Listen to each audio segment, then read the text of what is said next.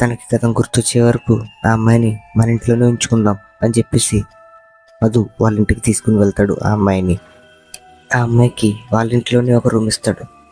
ఇదిగోండి, మీకు నయం అయ్యే వరకు ఈ రూమ్లోనే ఉండొచ్చు, మీకు ఏ ప్రాబ్లం ఉండదు, మీకు ఏం కావాలన్నా నన్ను అడగండి అని ఆ అమ్మాయితో మధు చెప్తాడు.